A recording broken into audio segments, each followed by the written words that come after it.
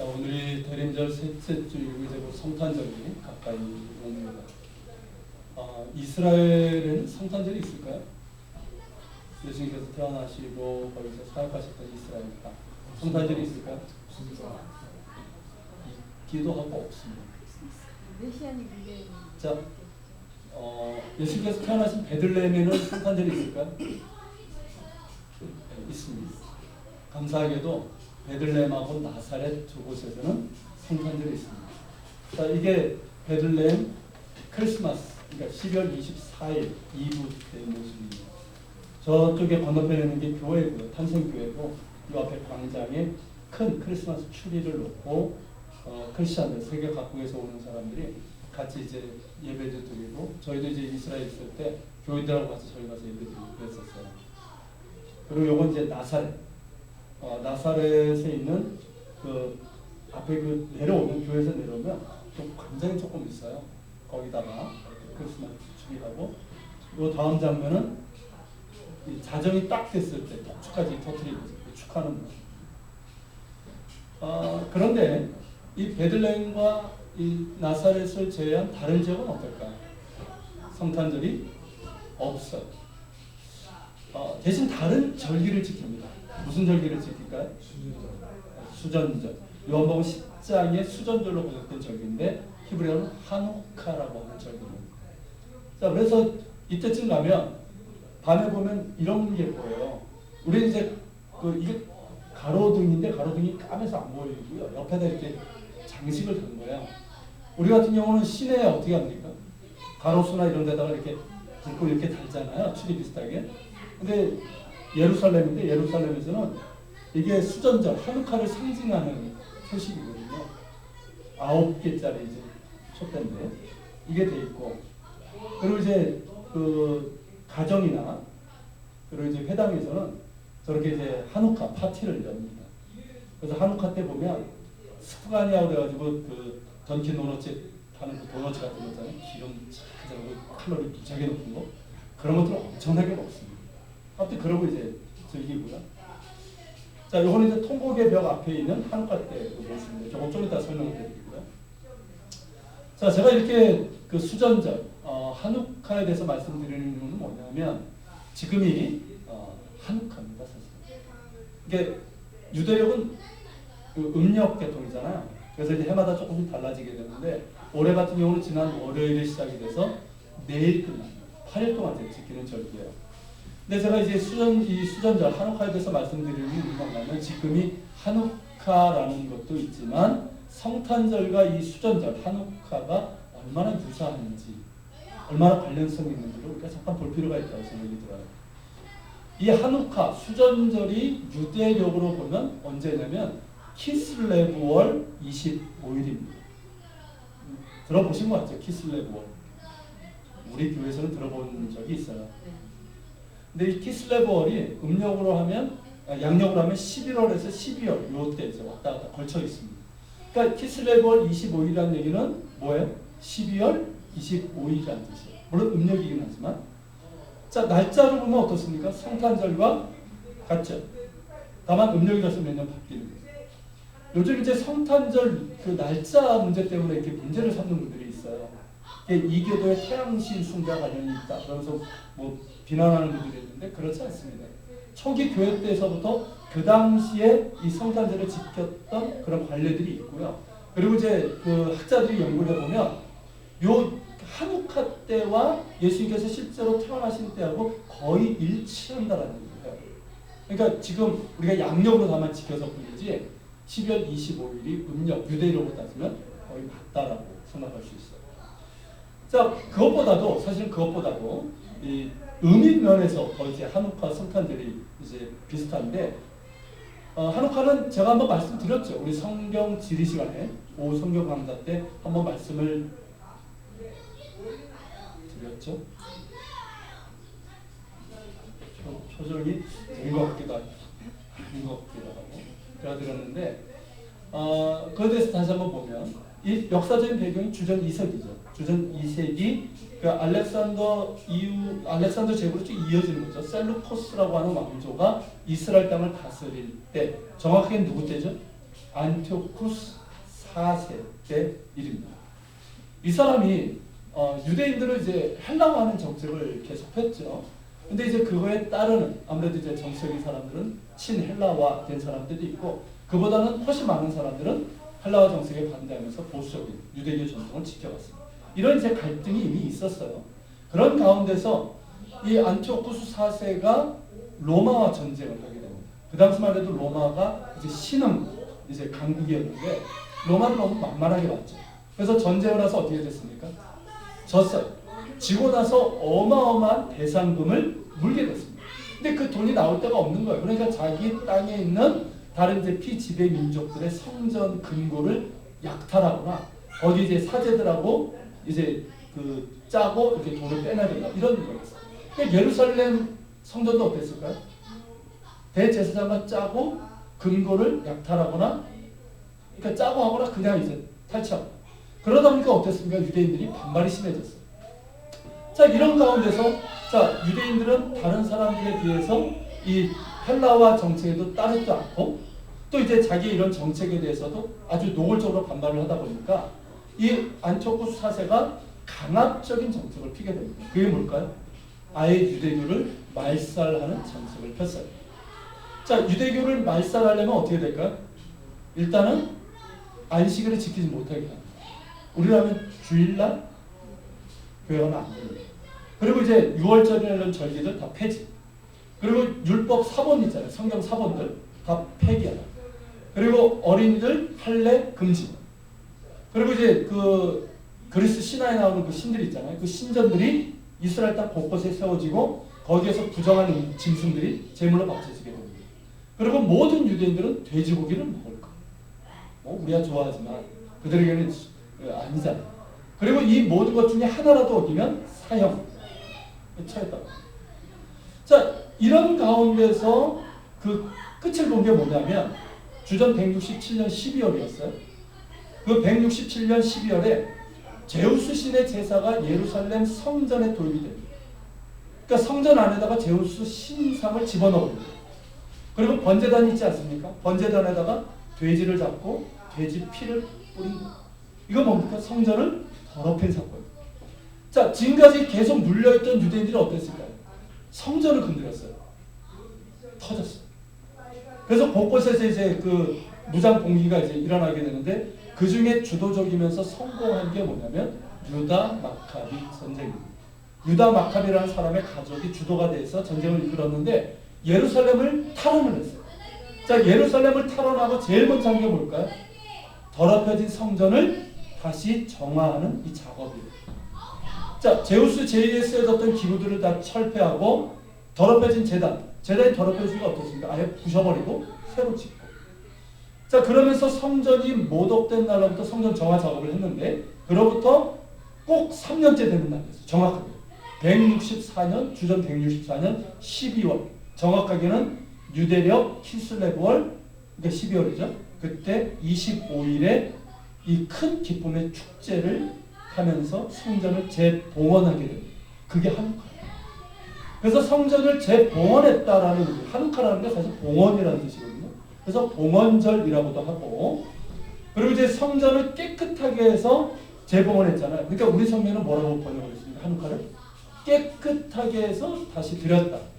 수전절 이렇게 번역을 한 거예요. 수리했다는 뜻이죠. 깨끗하게. 자, 이게 바로 하누카 수전절. 그러니까 성경에는 그 과정이 생략되어 있고 요한복음에만 수전절이라는 게 나오기 때문에 우리가 잘 모르는데요. 감사하게도 우리 교회는 다 압니다. 자, 그런데 이 하누카 때는 보시는 것처럼 아주 독특한 촛대가 있습니다. 이거는 이제 예루살렘 통곡의 벽에 있는 거고요. 여기 이제 가정집에서 보통 일반적으로 쓰는 하누카 때 쓰는 촛대입니다. 자, 근데 가지가 몇 개입니까? 9개. 자, 분명히 성전에 있는 성전 안을 밝히는 어떤 촛대하고 굉장히 닮았어요. 성전 안에 밝히는 촛대는 몇 개죠? 가지가 몇 개죠? 7개. 칠지 촛대. 메노라라고 하는 촛대입니다. 우리가 이제 소유성경에서 성막 배우면서 봤죠. 근데 이 하누카 때는 9개짜리 촛대를 씁니다. 이것을 하누키아라고 불러요. 근데 왜 9개일까요? 자, 이 이유가 있습니다. 자, 성전을 이제 탈환하고 다시 이제 다시 수리하고 이제 봉헌하는 과정을 거쳐야 되는데, 자, 이때가 이미 이 안티오쿠스 4세에 의해서 성전이 막 더럽혀지고 또 전쟁 중이니까 성전 안에 어떤 기물들이 제대로 보관이 됐을까요? 없는 거예요. 자, 이 칠치촛대, 성전 안에 칠치촛대를 밝히는 기름, 요 촛대 위에다가 다 이제 기름함이 있는데 그 기름은 뭘로 썼을까요? 어떤 기름? 올리브유. 그러니까 제일 먼저 시작 가장 깨끗한. 근데 올리브유가 하루치밖에 없는 거예요. 근데 기적이 일어났어요. 하루치 분량의 기름이 며칠 동안? 8일 동안 계속적으로 탄 거예요. 그래서 이걸 기념해서 이 하누카는 8일 동안 지키고요. 촛대도 몇 개? 9개가 됩니다. 이상하죠? 왜 9개일까요? 8일 동안 탔다며. 근데 왜 9개일까요? 하루치 가지고 8일 동안 탔다. 그리고 촛대 만들려면 호수가 돼야 돼요. 이렇게 만든 거예요. 그런데 이 촛대의 중심이 되는 가운데 걸 보세요. 이게 굉장히 중요한 의미가 있습니다. 자, 가운데 것이 길죠? 길죠? 자, 긴 저 촛대를 뭐라고 부르냐면은 샴마시라고 하는데 그 뜻이 뭐냐면 종이에요. 스라론트예요. 자, 그 뜻을 갖고 있고 하누카 때 저걸 한꺼번에 다 켜는 게 아니에요. 가운데 거 하나만 제일 먼저 킵니다. 의식을 하면서. 그리고 첫째 날에 이 가운데 촛을 빼서 옆에 있는 첫 번째 촛을 켜고 둘째 날은 두 번째, 셋째 날 그러면서 마지막 날 8일째는 어떻게 될까요? 여기처럼 다 켜지게 돼요. 그러면서 하누카는 어둠에서 시작되는데 어떻게 됩니까? 밝음으로 끝나는 거예요. 그래서 하누카를 빛의 절, 광명절이라고 얘기합니다. 자, 여기서 우리는 이 성탄절의 의미가 하누카와 얼마나 유사한지를 우리가 알 수 있게 되는 거예요. 자, 여러분, 하누카는 어떤 절기입니까? 성전이 아니었던 시기를 회복한 절기예요. 무슨 의미인지 이해가 되십니까? 성전이 더럽혀지면 더 이상 성전이 아니에요. 근데 그 성전을 회복했죠. 그게 하누카예요. 자, 그런데 여러분, 이 성탄절은 뭡니까? 우리가 뭐가 된 절기예요? 성전이 된 그런 사건입니다. 그렇죠? 여러분, 성경은 우리를 뭐라고 얘기합니까? 성전이라고 하죠. 왜 성전입니까, 우리가? 우리는 성전이 아니에요. 부정한 죄인일 뿐. 근데 우리가 왜 성전입니까? 예수 그리스도의 영, 성령이 우리 가운데 있기 때문에. 그렇죠? 여러분, 이렇게 우리가 성전이 아닌 사람들이 성전이 된 사건이 뭡니까? 그게 성탄절이에요. 그렇죠? 자, 그리고 하누카 때 쓰이는 이 9가지 촛대, 중심되는 이 초를 뭐라고 그랬죠? 무슨 뜻이라고 그랬죠? 종을 뜻한다고 그랬죠. 여러분, 예수 그리스도를 의사에서 뭐라고 얘기합니까? 고난받는 종이죠. 자, 이 가운데 종, 왜입니까? 이 가운데 있는 이 촛대가 왜 종이냐면 얘가 움직여야 돼요. 얘가 그냥 나는 앉아. 나를 태워가지고 다른 촛불을 켜. 그리고 그냥 고집부리고 가만히 있으면 절대 빛은 옆으로 가지 않습니다. 자기를 녹여야 돼. 희생해야 돼. 그래서 움직여요. 그래서 다른 초에다가 불을 밝혀줘야 됩니다. 자, 예수 그리스도께서 왜 고난의 종입니까? 그분이 이 땅에 오셔서 자신을 희생했거든요. 자기의 생명을 주셨거든요. 만약에 예수님께서 이 땅에 오시지 않았다면 이 생명은 우리에게 오지 않아요. 그분께서 친히 빛이 되시고 이 땅에 고난받는 종으로 오셔서 우리에게 생명을 주십니다. 빛을 주십니다. 그래서 우리 안에 뭐가 있습니까? 예수 그리스도의 빛이 있는 거예요. 세상을 밝히는 빛이 된 거예요. 할렐루야. 여러분, 이게 성탄. 그러니까 이 하누카와 그 의미점에서 얼마나 맞는지 몰라요. 그래서 메시아닉 유대인들이 있죠. 예수님을 믿는 유대인들. 그 사람들 성탄절 지킬 것 같은데 이 하누카를 지킵니다. 하누카를 지키면서 하누카가 바로 예수님 탄생하신 것과 너무도 맞기 때문에 그렇게 이제 지키고 있어요. 여러분, 이 하누카에서 우리가 본 것처럼 하누카는 뭡니까? 기적이에요, 기적. 쉽게 말하면. 왜 기적입니까, 여러분? 자, 이렇게 이제 이 촛대에서 본 것처럼 하루치 기름 가지고 8일 동안 탄 그 기적도 있지만 뭡니까? 유대인들의 힘으로 나라를 회복했거든요, 이때. 이것 자체가 기적이에요. 여러분, 그렇다면 하누카와 유사한 성탄은 뭡니까? 하누카보다 훨씬 더 놀라운 기적이 임한 날. 여러분, 하누카의 기적과는 비교되지 않는 기적이 성탄의 가운데 일어났습니다. 그것이 뭡니까, 여러분? 동정녀 탄생이에요. 처녀 마리아를 통해서 이 성령으로 예수님이 잉태되어 태어나셨다는 이 사실입니다. 자, 34절에 보면 마리아는 자신이 하나님의 아들을 잉태하게 될 것이라는 천사 가브리엘의 말, 이것을 수태고지라고 합니다. 수태할 것을 알려줬다는 거죠. 자, 이 수태고지를 듣고 반문을 합니다. 뭐라고 얘기합니까? 마리아가 천사에게 말하되 나는 남자를 알지 못하니 어찌 일이 있으리까? 자, 마리아는 남자를 알지 못하는, 아직 경험이 없는 말 그대로 동정녀, 처녀였습니다. 자, 이런 처녀가 남자가 아닌 성령으로 잉태하여 아들을 낳았다는 이 사실은 기적 중의 기적이죠. 그것도 하나님의 아들. 이에 대해서 많은 사람들이 못 믿겠다는 반응을 보입니다. 어찌 보면 믿지 못하는 것이 정상이고 상식이고 경험적으로 옳아요. 어떻게 처녀가 남자와의 결합 없이, 관계없이 임신해서 아들을 낳을 수가 있겠습니까? 쉽게 말하면 처녀 생식이잖아요. 그렇죠? 정자의 결합 없이 난자만으로도 분열을 해서 이렇게 출산을 했다는 것인데 이것이 과학적으로 불가능하다고 생각을 했었습니다. 그러다 보니까 이것을 뭐라고 얘기합니까? 믿지 않는 사람들은 예수님을 신성세에서 그렇게 꾸며낸 이야기라고 그렇게 주장을 합니다. 근데 여러분 아십니까? 이 처녀 생식이 과학적으로 가능하다는 것이 밝혀졌어요. 처녀 생식은 그동안은 과학적으로 불가능하다는 것으로 간주됐는데 최근 이 배아 복제로 줄기세포를 만드는 과정에서 처녀 생식의 과정이 생긴다는 사실이 밝혀졌습니다. 몇 년 전에 우리나라 아주 떠들썩게 만들었던 그 황우석 교수 그 줄기세포 연구 조작 사건이 있었죠. 논문 조작. 그 진위와 관련해서 서울대 조사팀이 이걸 이제 조사를 하다가 이제 밝혀낸 부분이에요. 그걸 이제 발표했을 때 그게 내용이 포함되어 있습니다. 그러니까 배아 복제로 줄기세포를 만드는 과정에서 처녀 생식이 가능하다는 거예요. 난자 자체로 생식이 이제 가능한 부분이 있다는 거죠. 그러니까 처녀 생식이 과학적으로 가능하다는 것이 밝혀진 셈입니다. 여러분 생각해 보십시오. 자, 처녀 생식이 과학적으로 불가능하다고 주장을 했지만 이제는 과학적으로 가능함이 밝혀졌어요. 자, 피조물인 사람의 능력으로도 처녀 생식을 만들어낼 수 있다는 것인데, 자, 창조주 하나님께서 왜 이것을 못하시겠나는 거죠. 여러분 창조주 하나님이 사람보다 못합니까? 만일 그렇다고 주장한다면 그것은 비상식이고 비논리고 비과학적. 말씀으로 온 우주를 창조하신 하나님께서 인류 구원을 위해서 당신의 아들을 이 땅에 보내시기 위해서 처녀 생식이라는 방법을 택하신 것은 너무나도 당연하고 상식적이고 과학적인 겁니다. 여러분 예수께서 처녀와 마리아의 몸을 통해서 성령으로 잉태되어 태어나셨음을 믿습니까? 이것을 믿는 것은 비상식이고 비과학이고 비논리가 아니에요. 오히려 믿는 것이 상식이고 과학이고 논리입니다.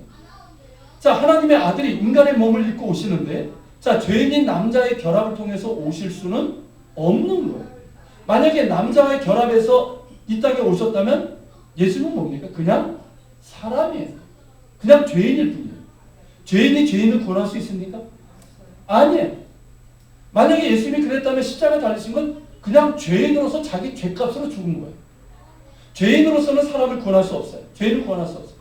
오직 죄 없으신 하나님의 아들만이 죄인을 구원하실 수 있습니다. 그렇기 때문에 하나님께서 택하신 방법은 하나님의 능력으로 처녀인 몸에서 잉태하게 하여 태어나는 방법이에요. 이게 바로 동정녀 탄생입니다. 이것은 억지 교육이 아니에요. 무슨 탄생설화나 신화가 아닙니다. 창조주 하나님께서 인류 구원을 위해서 택하신 상식적인 방법이고 실제로 일어난 역사적인 사건입니다. 우리에게는 기적이지만 하나님께는 상식이에요. 아십니까? 홍해가 갈라지는 게 우리에게는 기적이죠. 그러나 하나님께 그건 상식이에요. 믿으십니까 여러분? 아멘. 우리에게 믿지 못할 일이지만 하나님께는 실제의 사건이에요. 여러분 하나님을 믿습니까? 아멘. 신의 존재를 믿느냐 이 뜻이 아니에요.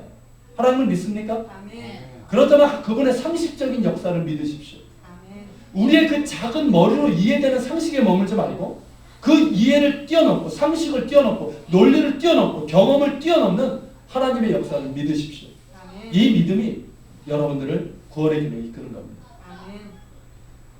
자, 오늘 본문 앞에 보면요. 또 하나의 수태고지 이야기가 있어요. 여러분 그게 누구의 이야기입니까? 세례 요한의 수태고지 이야기입니다. 자, 26절에 보면 여섯째 달에 이렇게 나와 있죠. 이게 뭡니까? 천사 가브리엘이 마리아에게 이제 수태고지를 알려주기 6달 전에 누구에게? 늙은 제사장 사가랴에게 나타나서 아들을 낳게 될 것임을 알려주었다는 거예요. 자, 그 아들이 누굽니까? 세례 요한이죠. 메시아기를 예비한 구약에 예언된 그 엘리야입니다. 자, 그때 사가랴는 자신도 늙고 아내도 나이가 많기 때문에 불가능하다고 말을 했습니다. 자, 이거는 뭡니까? 천사 가브리엘이 전한 말에 대해서 하나님의 말씀을 믿지 못한다는 거예요. 자, 그래서 하나의 사인이자 징계로 주어진 게 뭡니까? 세례요한이 태어나기까지 그렇죠? 말을 하지 못하게 됩니다. 벙어리로 있게 됩니다. 그리고 나서 이어지는 또 하나의 수태고지 이야기가 바로 본문입니다. 천사 가브리엘이 이번에는 갈릴리 나사렛에 사는 처녀 마리아에게 처녀의 몸으로 하나님의 아들을 낳게 될 것이라는 것을 알려주고 있어요. 이에 대해서 마리아는 어떻게 얘기합니까?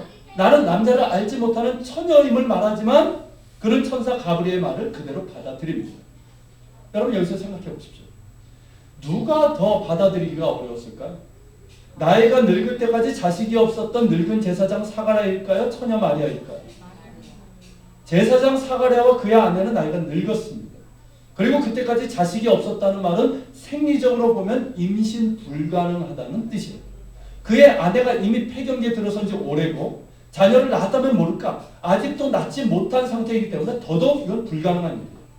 자, 늙은 제사장 사가랴가 천사 가브리엘의 말을 믿지 못한 것은 한편으로 당연한 거예요. 그렇죠? 논리적이고 상식적이고 과학적입니다. 그래서 그는 그 말을 믿지 못했고 받아들이지 않았습니다. 근데 마리아는 어땠습니까? 그냥 보면 마리아가 임신하는 게 훨씬 더 쉬워요. 젊으니까. 그런데 문제는 그녀가 요셉과 약혼을 한 상태라는 거예요. 여러분 유대 풍습에 따르면 약혼식이라는 게 꼭 있습니다. 누구나 약혼식을 해야 돼요. 결혼의 서약을 약혼식이 하는데 신랑과 신부가 정식으로 육체적인 결합을 이루는 때는 언제냐면 약혼식을 하고 1년 후입니다. 그때 이제 정식으로 육체적인 결합을 하는데 이 약혼 때부터 이미 부부 관계로서는 성립이 되는 거예요. 법적으로. 이해가 되십니까? 그 1년. 자, 지금 이 1년 기간에 있는 거예요. 이 약혼 기간, 1년 기간. 이 기간에 마리아가 임신을 하게 된다는 이야기. 그것도 약혼자 요셉이 아닌 성령으로 말합니다. 자, 이 사실을 사람들이 믿어줄까요? 약혼자 요셉이 믿어줄까요? 가족들이 믿어줄까요? 우리는 성경을 통해서 요셉이 마리아를 받아준 사실에 대해서 알고 있지만 그때 마리아에게서는 아무것도 없는 거예요. 그건 결코 쉬운 문제가 아닙니다. 게다가 당시 유대 풍습에 따르면 처녀가 임신할 경우 그녀는 어떻게 됩니까? 큰 처형을 당하게 돼요. 게다가 지금 말씀드린 것처럼 약혼한 상태는 뭡니까? 이미 부부예요. 육체적 관계를 맺지 않았을 뿐이지 부부예요. 자, 이때 약혼자가 아닌 다른 남자의 아이를 임신했다. 이거는 간음입니다. 그렇기 때문에 파혼으로 끝나는 게 아니에요. 파혼을 당할 뿐만 아니라 목숨까지도 잃게 됩니다. 이것이 천사 가브리엘의 수태고지를 듣고 있었던 마리아가 처한 상황이었단 말이에요. 자, 누가 더 수태고지를 받아들이기가 어려웁니까? 당연히 마리아죠. 그렇죠? 늙은 제사장 사가랴는 비록 자신과 아내가 가임기가 지난 상태지만 천사 가브리엘이 전한 하나님의 말씀은 믿을만 했어요. 물론 상식에 벗어나고 논리도 안 맞고 그렇지만 임신을 했다고 해서 이혼당하거나 목숨을 잃는 게 아니에요. 오히려 좋은 일이죠. 얼마나 아이를 갖고 싶어 했어요. 그렇죠? 좋은 일. 근데 마리아는 다릅니다. 처녀의 몸이고 약혼한 상태에서. 아무리 하나님의 말씀이지만 파혼을 당하고 목숨을 잃을 수도 있는 일이에요. 상식에 어긋나고 논리에도 맞지 않지만 무엇보다 생존이 걸린 문제였어요. 자, 마리아에게는 너무나도 받아들이기 어려운 일입니다. 근데 실제로는 어땠습니까? 누가 수태고지를 받아들이게 됩니까? 사가랴가 아닌 마리아입니다. 사가랴는 자신의 상식과 논리와 경험에 맞지 않는 하나님의 말씀을 믿지 못해서 받아들이지 못했습니다. 반면에 마리아는 자신의 상식과 논리와 경험에 맞지 않을 뿐더러 자신의 목숨이 위태로울 수 있는 일이지만 하나님의 말씀을 믿었기에 받아들일 수 있었던 거예요. 여러분 마리아 역시 처음에는 뭐라고 얘기합니까? 내가 남자를 알지 못하는데 어떻게 이런 일이 있을 수 있냐고 반문을 합니다. 그렇지만 천사 가브리엘이 뭐라고 얘기합니까?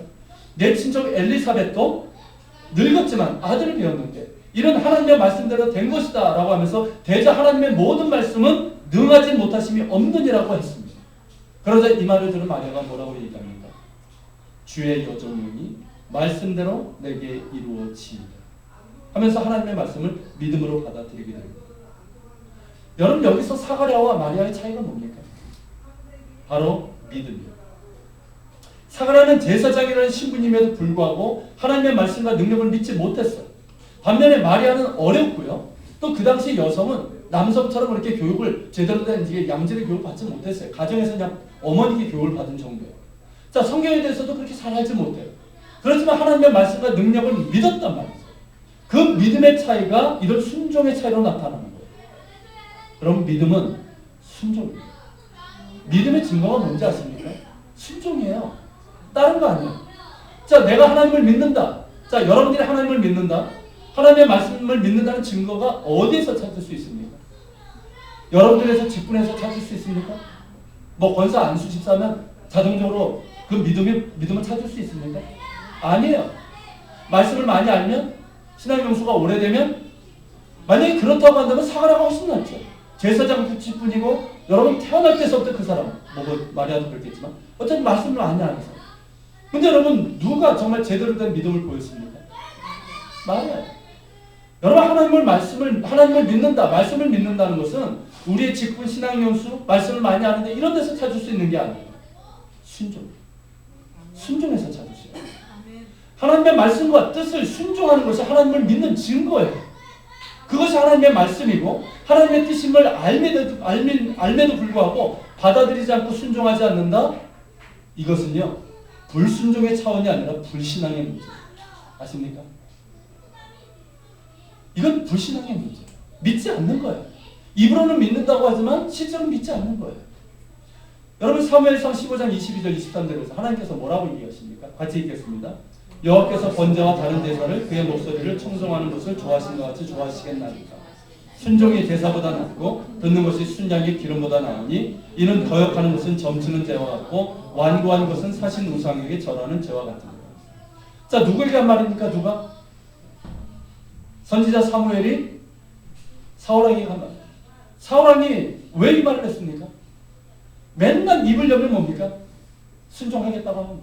믿는다고 하는 거예요. 근데 실제로 어떻습니까? 계속 불순종하는 거예요.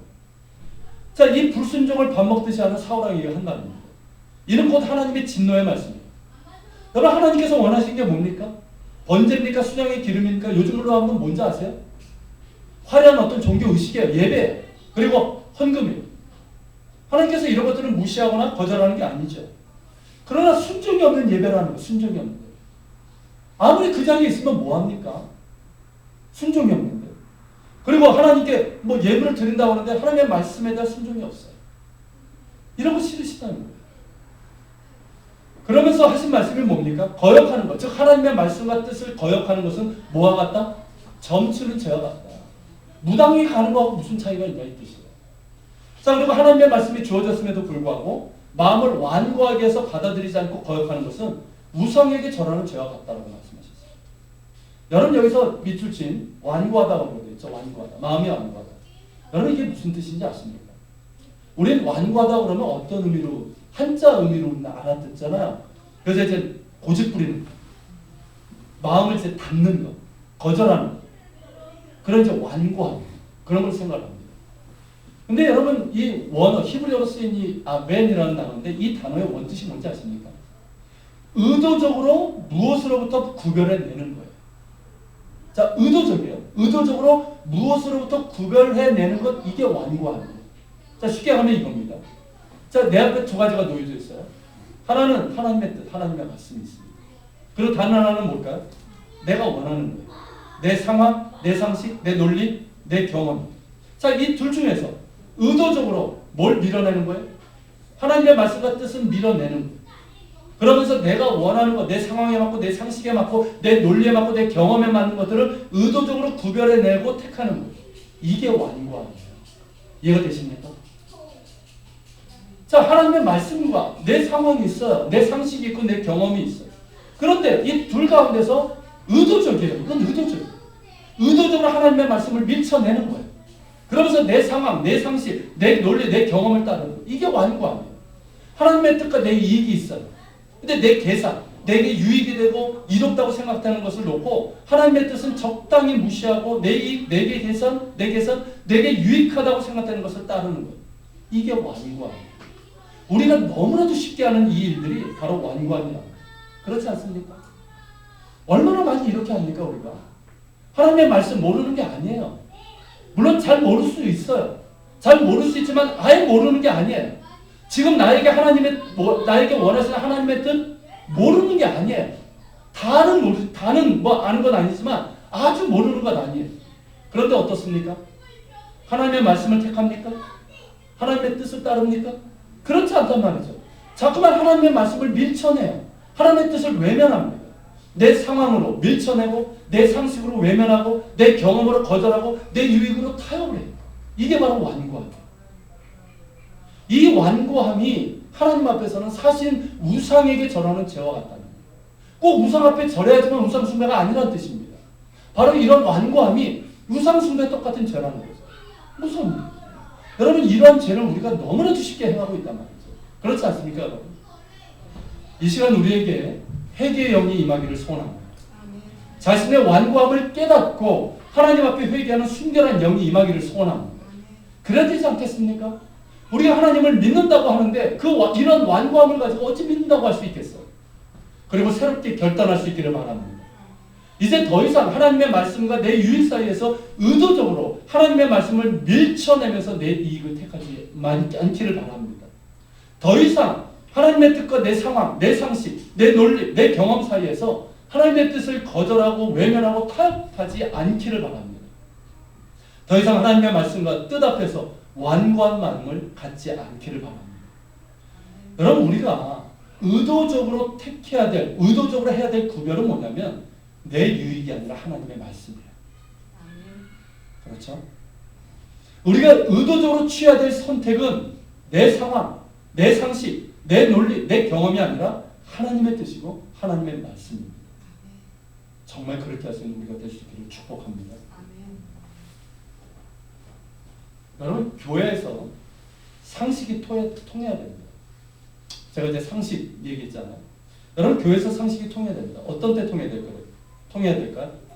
어떤 일을 해나가는 상황에서, 재정 운영에서, 투명성에 있어서, 그리고 윤리적인 면에서는 상식이 통해야 됩니다. 그러나 교회는 상식을 뛰어넘을 수 있어야 됩니다. 어떨 때요? 하나님의 뜻을 이루고자 할 때, 하나님의 말씀을 순종하고자 할 때는 상식을 뛰어넘어야 됩니다. 이렇게 돼야 되는데 이것이 거꾸로 되니까 지금 문제가 있는 거예요. 상식이 통해야 되는 상황에서는 상식을 무시합니다. 그렇지 않습니까? 그리고 반대로 상식을 뛰어넘어야 되는 상황에서는 인간적인 상식과 계산과 이런 이익들, 탐욕들, 이런 것들을 위해서 하나님의 뜻을 맡고 있는 게 아닙니까? 여러분, 교회와 그리스도인들은 윤리적인 면에서 그리고 일을 해나가는 과정에서는 상식이 통해야 되지만 하나님의 말씀을 순종하고 하나님의 뜻을 이루는 데 있어서는 상식을 뛰어넘는 순종이 있어야 됩니다. 상식에 통하는 교회, 상식에 통하는 그리스도인이 되어야 되지만 그러면서 동시에 상식을 뛰어넘는 순종이 있는 교회, 그리스도인들이 되어야 되는 거예요. 이런 순종의 결단과 선택을 통해서 하나님의 평안이 임하게 되는 겁니다. 여러분, 28절에 보면 천사 가브리엘이 마리아에게 이렇게 인사를 하죠. 뭐라고 인사합니까? 그에게 들어가 이르되 은혜를 받은 자의 평안할지어다. 주께서 너와 함께 하시거든. 자, 여기서 천사 가브리엘이 인사한 말이 평안할지어다. 히브리어로 하면 샬롬 라흐, 여자, 남자에게는 샬롬 레크. 여러분, 이건 지금도 유대인들이 많이 쓰는 인사말입니다. 근데 여러분, 이게 뜻이 뭡니까? 당신에게 샬롬. 뭐 평화라고 번역할 수 있지만 제가 평화라고 번역을 안 해놨어요. 자, 왜냐하면 이 샬롬은 평화 이상의 의미가 있거든요. 그런데 여러분, 이 샬롬이 진정으로 마리아에게 임한 때가 언제인지 아십니까? 이게 38절에 같이 읽겠습니다. 마리아가 이르되 주의 여종이오니 말씀대로 내게 이루어지리라. 자, 무엇을 통해서 진정한 샬롬이 임하게 됩니까? 순종을 통해서 임하는 거예요. 여러분, 샬롬이 무슨 뜻이냐면 완전함을 뜻하는 단어예요. 단순한 평화가 아니란 말이에요. 여러분들이 뭐 안락하다, 좋다, 이게 샬롬이 아니에요. 완전함이에요, 완전함. 근데 여러분, 이 완전함은 뭘 통해서 이루어집니까? 순종을 통해서 이루어집니다. 그리고 순종은 뭡니까? 하나님의 뜻을 온전하게 하는 거예요. 이게 순종이에요. 그러니까 순종이 없이는 샬롬이 임하지 않는 거예요. 이해가 되십니까? 여러분, 마리아가 처음에 천사 가브리엘에게 너에게 샬롬이 있을지어다 하니까 뭐라고 얘기합니까? 놀라죠. 이런 일이 어떻게 있을 수 있냐. 그에게는 샬롬이 임하지 않았어요. 근데 여러분, 언제 샬롬이 임하게 됩니까? 나는 주의 여종이오니 말씀대로 내게 이루어지리라. 순종했어도 샬롬이 임했어요. 여러분 순종 없이 샬롬은 임하지 않습니다. 여러분들이 아무리 평안을 구해도 순종 없이 샬롬은 구하지 않습니다. 개인적으로도 그렇고 가정적으로도 마찬가지예요. 교회도 마찬가지예요. 여러분 하나님의 말씀에 대해서 구별하고 하나님의 뜻을 밀쳐내는데 어떻게 평안이 임하게 됩니까? 만약에 그런데도 평안하다? 그건 매우 심각한 상태에 빠져 있다는 뜻이에요. 여러분이 없기를 바랍니다. 제 경우에는 불순종하고 평안한 적이 없었어요.